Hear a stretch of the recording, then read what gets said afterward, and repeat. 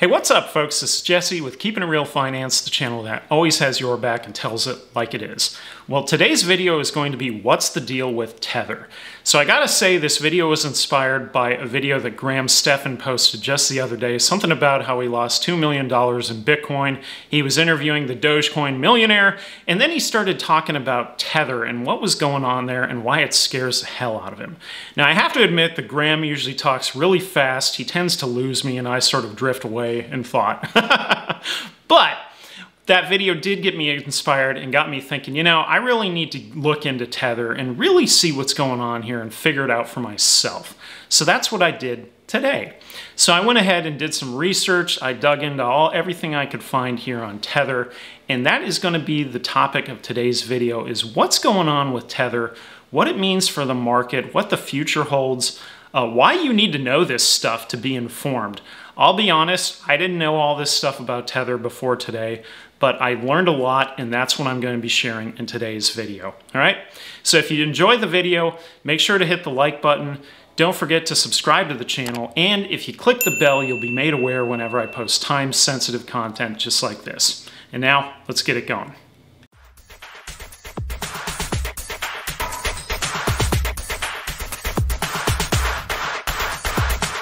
So when I started researching Tether today, I ultimately came upon the article titled, "Tether is setting a new standard for transparency that is untethered from facts." Now, this article was written by Bitfinex. This is also his Twitter handle, and I do highly recommend you checking out his page as he posts lots of information on this topic on a regular basis, so it's good to be informed. By all means, check that out, all right? Now, in the article, he lays out how he first broke the story on Tether and Bitfinex back in 2017. Now, some of the things that stood out to me were, so Tether's terms of service. So in those terms of service, they deny any redemptions whatsoever, meaning that at no point can you go back to Tether to convert your Tethers to USD because they do not guarantee any right to redemption or exchange. That is a monster red flag, and that's written in their terms, all right? Next, there's additional accusations of bank fraud, money laundering, and that Bitfinex was founded by a Ponzi scammer. No, those are allegations. Okay, fine. The biggest outstanding issue, though, is that Tether refuses to be audited by an independent third party. Massive red flag, all right? Now, where it gets interesting, it gets more interesting, right, is in 2018 when Bitfinex lost $400 million in a Polish bank account, which Bitfinex denied. 6 months later, in October 2018, Bitfinex lost another $450 million. Now, a case was then brought against Bitfinex and Tether by the New York Attorney General, alleging they attempted to cover the loss of $850 million with customer funds that they took from Tether reserves, and that they were misrepresenting Tether being pegged 1-to-1 to USD because in reality they did not have the reserves to justify the 1-to-1 claim. All right. Now, ultimately, the case was settled where Bitfinex and Tether agreed to pay $18.5 million in fines, stop trading with New York residents and entities, and provide quarterly transparency reports to the New York Attorney General. Now, as a result of the settlement, Bitfinex and Tether neither admitted nor denied the New York Attorney General's findings. Now, the full statement from the New York Attorney General is pretty interesting. Here it is. So, Bitfinex and Tether recklessly and unlawfully covered up massive financial losses to keep their scheme going and protect their bottom lines. Tether claims that its virtual currency was fully backed by US dollars at all times was a lie. These companies obscured the true risk investors faced and were operated by unlicensed and unregulated individuals and entities dealing in the darkest corners of the financial system. That's quite a statement and not exactly a glowing review, all right? So, I then went over to Wikipedia to see what it said about Bitfinex, and I found the following. So Bitfinex was founded in 2012, and Tether was founded in 2014. Tether and Bitfinex are both run by Ifinex, the parent company. Bitfinex and Tether are both incorporated in Hong Kong, registered in the British Virgin Islands, and have offices in Switzerland. What? Okay. Both share common shareholders and management. That's interesting. And it goes on to say that their customers' money had been stolen or lost in several incidents, and because of this, they've been unable to secure normal banking relationships. So, in 2017, the companies were cut off from wire transfers with Wells Fargo and their Taiwanese bank. That's interesting. Around the same time, Noble Bank in Puerto Rico also terminated its relationship with Bitfinex and Tether as it was doing transfers through New York Mellon, so that's where New York comes in. In late 2018, Tether announced a new banking relationship with Deltec Bank of the Bahamas, where it claimed to have deposited $1.8 billion in a random letter that they later supplied. Okay? Now, here's where it gets interesting again, is because this is where the former pro football player Reggie Fowler enters the story, all right? So because Bitfinex had been unable to obtain a normal banking relationship, they relied on Fowler, who was alleged to have connections with Crypto Capital Corp. This is a Panamanian payment processor. Bitfinex then deposited $850 million borrowed from Tether with no contract in place. No evidence, right? Well, guess what happened? Crypto Capital Corp, to be expected, then absconded with the money. So they took off with it. They're gone. Poof. Okay? Reggie Fowler was then indicted on April 30th, 2019 on charges of money laundering for cryptocurrency exchanges where it's believed he failed to return, get this, $850 million to an unnamed client. Wonder who that is, right? Now, the cherry on top was when investigators then seized $14,000 in counterfeit money from his office. Interesting, okay? Now, what else is interesting is that as part of the case on April 30th, 2019, Tether's lawyer actually claimed each Tether was backed by only 74 cents in cash and cash equivalents. So not 1-to-1. He actually claimed 74 cents. That was in 2019. Now, and in May of this year, Tether finally published their report. This is part of that New York Attorney General report, right, every quarter, showing only 3.87% cash and 65.39% by commercial paper. So whatever that is, it's seen here in this graph. So basically, less than 3% of their holdings is cash. That tells you something. Now, Tether has repeatedly claimed they would do an audit, but to date has never done one. So per their counsel, this is Stuart Hoegner, the bottom line is an audit cannot be obtained. These are his words. The big four firms are anathema to that level of risk. We've gone for what we think is the next best thing, okay? Which was a report from a law firm, not an accounting firm, bear in mind, but a law firm, Free, Sporkin, and Sullivan, that appeared to confirm the issued tethers were fully backed by dollars. So with the report, though, they issued a disclaimer. Again, interesting, right? That, quote, FSS is not an accounting firm and did not perform the above review and confirmations using generally accepted accounting principles. And they even went on. And that the, quote, above confirmation of bank and Tether balances should not be construed as a result of an audit and were not conducted in accordance with generally accepted auditing standards. What?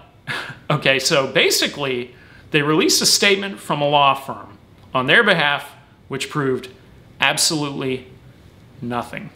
All right? So, where does this all leave us? Well, first of all, everything that's been discussed concerning Bitfinex and Tether is fact, not FUD. All right? I'm a big proponent of putting it out there when something's FUD. This is fact. This is real. So this isn't up for debate to tribalism, and that kind of nonsense has no place here in this discussion, right? Now, in terms of the corporate structure, banking relationships, and basic business principles behind Bitfinex and Tether, they're dubious at best and extremely reckless at worst. So in this video alone, we tracked them from one tax haven to the next, all over the globe, from one failed banking relationship to the next, from one backroom deal to another. They also recklessly, through an unqualified middleman, Reggie Fowler, lost $850 million of Tether reserves. You know, if you follow where they've been all over the world, this is basically candy land of money laundering is what this is, all right? Now, as of today, this is July 1st, 2021, as crazy as it is, this is the crazy part, Tether is the #3 coin in all of crypto and the #1 stablecoin, which again, by definition, is pegged 1-to-1 to the US dollar, when in fact we know from Tether's own attorney that it is not pegged 1-to-1 to the US dollar, it is 74 cents, all right?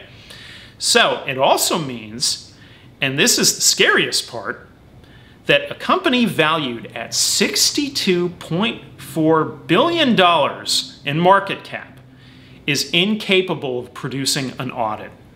That alone is staggering, all right? So when people talk about regulations needed in crypto, I don't know if there's ever been a clearer example of a need for regulation than what we have right here with Tether. So we have a billion-dollar company incapable of having an independent third party verify their books.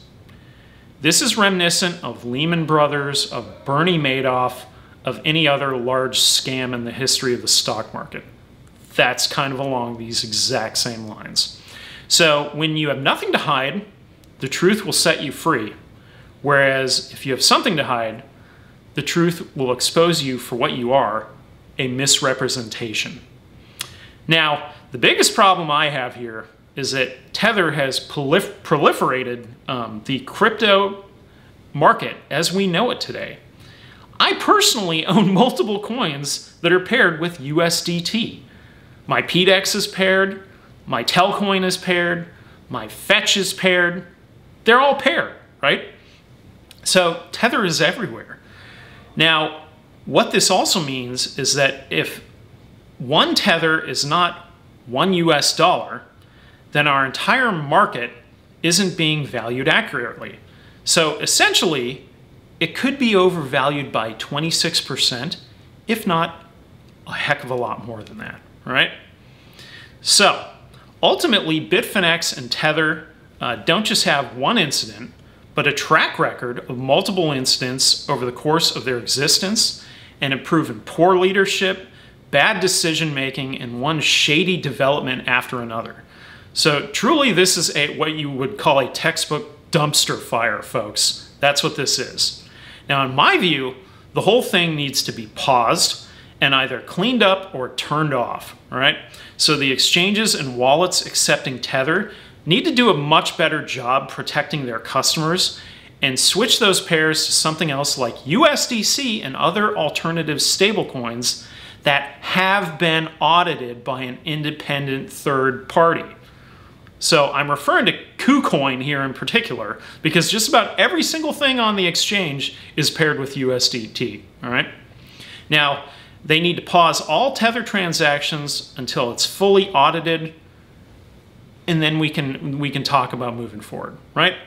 So what I see happening from here is more and more governments and watchdogs getting involved, not only as the story gets bigger, but as Tether continues to grow in market cap and the overall crypto space as we know it gets bigger and more popular, right? So unfortunately, it looks like this probably isn't going to end well because there's nothing in the track record that would lead me to believe that it would, all right? Now, the reality, though, is a huge opportunity does exist for Bitfinex and Tether to do the right thing, which is simply tell the truth and get fully audited. That's what they need to do here. And the longer they don't do that, the worse it's going to get, right? So just imagine now if they said, we have nothing to hide, here's our audit. It is what we said it was. We're 100% legit, and that shot in the arm could propel the entire crypto market to all new highs. So lots of talking heads, especially on CT, that's crypto Twitter, talk about mass adoption on a regular basis, right? But the reality is, as long as we allow a $60 billion plus company that touches every end of the market to keep running business as usual without confirmation of funds, why on earth would institutions invest in crypto? So, you know, there are opposing views out there. One of the people I follow is this channel, Crypto Whale. He's on Twitter. And he does have an opposing view of everything. And sometimes, you know, I look at him like, oh, I don't know, he's just bashing this or bashing that. And I kind of wonder what angle he's playing. Sometimes I feel like he's like a magician, right? Sleight of hand. I don't really know what exactly he's doing sometimes. But he ends up pointing out a lot of this stuff. And so why would institutions invest? That's one of the things he said was, you know, it's kind of, you know, trumpeted to the masses of all this institutional investment, but is it really happening? I don't know, you know? And when you look at cases like Tether, if I was an institution, that would make me extremely nervous. So in my view here, this is high risk. Michael Saylor's an outlier. Cathie Wood's an outlier. Are they both brilliant, and do I believe in both of them? Absolutely. But with both of their Bitcoin holdings, they could be overvalued by at least 26%, if not substantially more than that. So that is absolutely crazy. So the bottom line is that regulation can't come soon enough to protect consumers and institutions from garbage like this. And that's exactly what this is. This is garbage. So really the only saving grace is we're used to volatility, which is what gave us these diamond hands. Now, it's only a matter of time before Tether implodes. That's my opinion. Right? So that's it, folks. That's it for today's video. I don't have anything further than that. It's simply where there's smoke, there's fire. There are some really big red flags here. It doesn't look good. The ability for them to make the right decision, there's nothing in the track record that indicates they would do that. As I mentioned, all the different tax havens and kind of money laundering monopoly that they've played all over the world. It's absolutely insane that they are still operating business as usual.